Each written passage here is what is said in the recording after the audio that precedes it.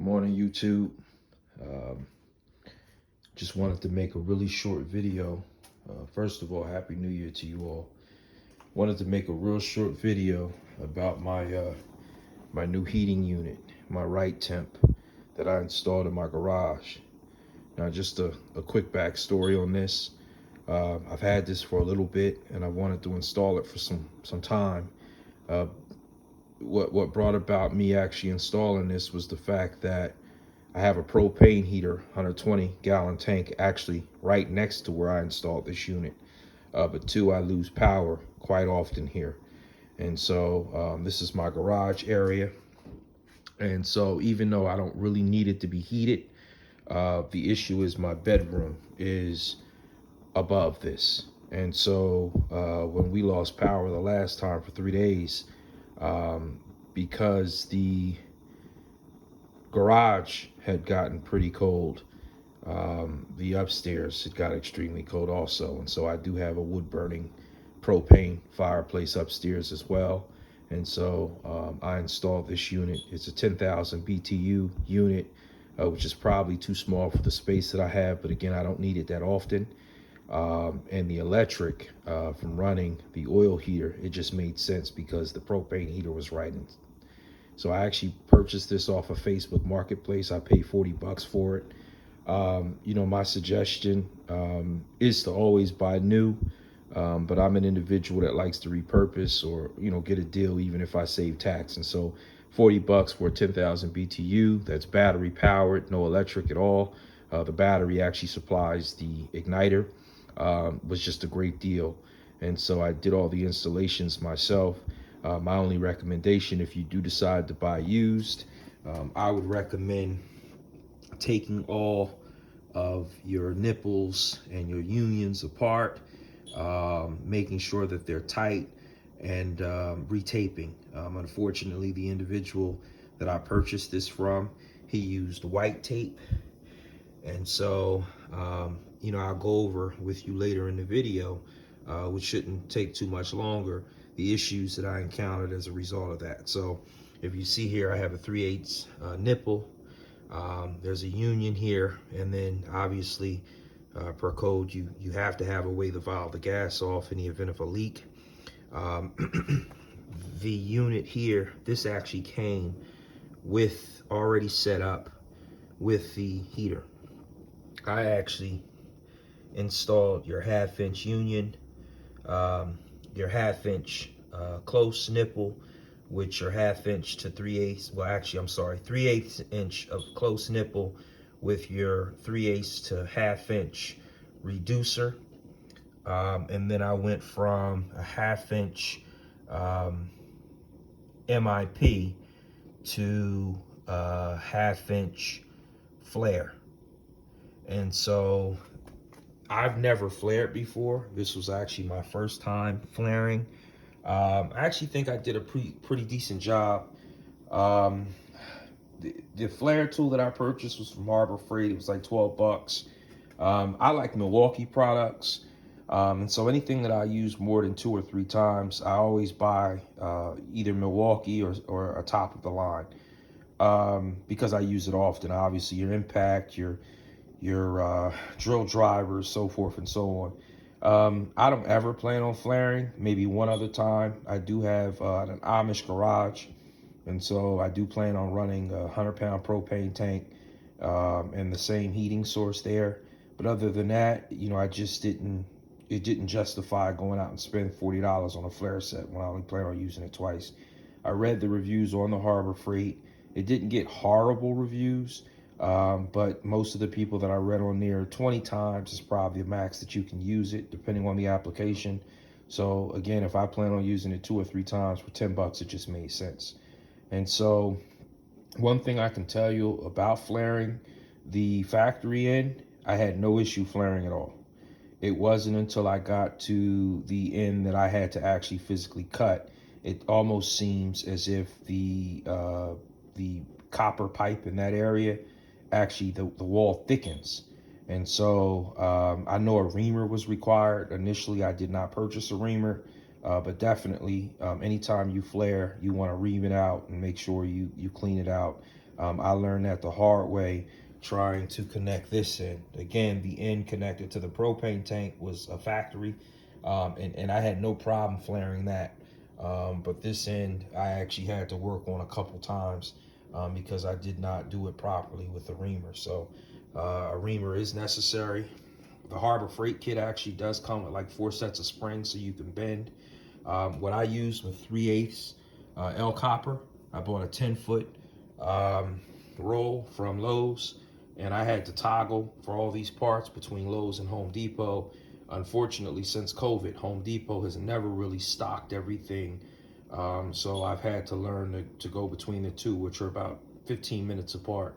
But a lot of times when I go to Home Depot now, the things that I need seems to be the things that everybody else needs because they're never available. The yellow tape, which is required for propane or natural gas applications, I actually picked that up from Home Depot. It was $3. It was actually $1.41 cheaper at Home Depot than at Lowe's.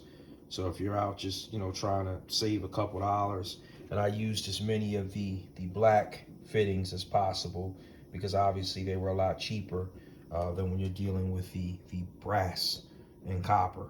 So the reducer here, your union here, your close 3/8 nipple here, anything that I could cut the cost on, obviously you want to do. And so those are relatively inexpensive in comparison to what copper and brass cost you. So headed outside to show you my connection at the tank. There's my dog. Okay.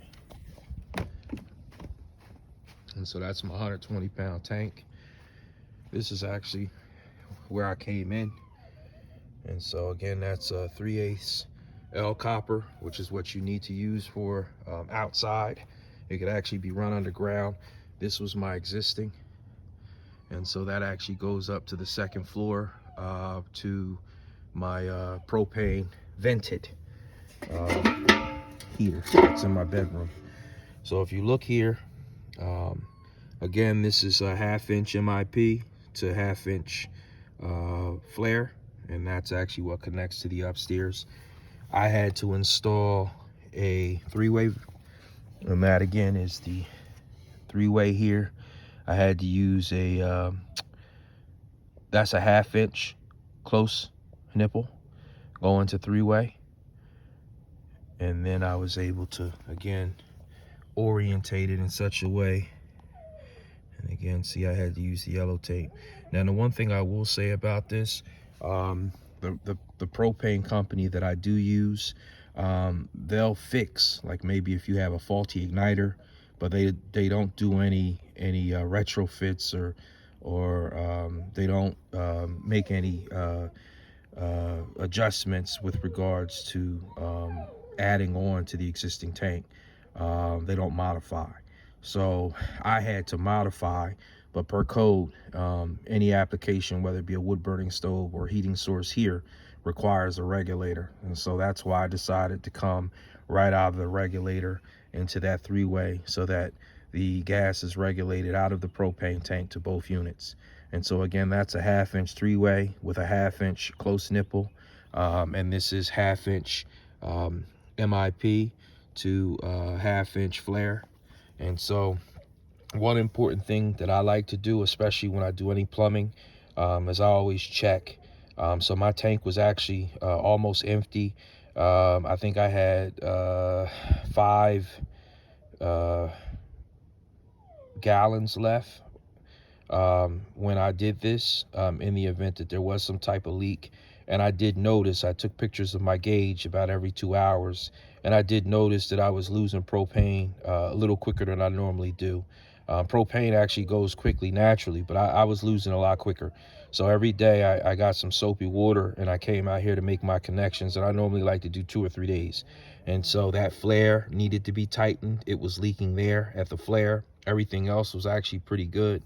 But then I found another issue, and this is where I say if you buy used, you want to verify that it probably make more sense for you to take everything apart and retape it and retighten it than to go off of what the original owner had. So the 3/8 nipple that I showed you earlier on the unit was actually leaking, and so I'll show you here, because I kept, it was a lot of gas smell and the kerosene smell, and a lot of people complain about these ventless units. And so this is a garage. I do have some oil leaks, and I did read that vented, they pull the air in from the unit, and those smells, they hit the burner and so forth and so on. So that's what I thought I was getting. But actually checking this 3 days, I had a small leak here at that flare, which I was able to tighten up. But my leak was actually coming from the top here. So there was white tape, and that wasn't tight. So I had to redo it. So my recommendation, if you're gonna go used, just take everything apart and retape it. One, they didn't use the right tape, and two, from it moving around, you just never know. So that's my my RiteTemp 10,000 BTU. I have a 2.5 car garage, where I keep, my bike and, my cars in. And so this unit, again, it's battery ignition, no electric required, only propane. And so this is a great unit. Technically for the space, I was supposed to go, I believe, 20 or 30,000 BTU. But I got to be honest with you, this garage is very well insulated. And I've been watching the temps on high, which is on high now. Within a matter of an hour, it changes the temperature of my garage 4 to 5 degrees. So it does work for the space. And my thermostat is actually way on the other side of the room. So it does work. I've gone from 59 to 64 in less than an hour. And it does put out some nice, really nice heat. So that's my video on how I installed the RiteTemp ventless wall heater on a budget, because I don't think I spent more than maybe $40 for the unit, and maybe 20 bucks, maybe $30 for all the fittings that were required. No, I take that back. The coil was $20 by itself, so $50, so maybe $90 total was spent. And this unit, when I look online, without all the parts that I had to buy anyway, would have cost me 160 bucks anyway. So thank you for watching.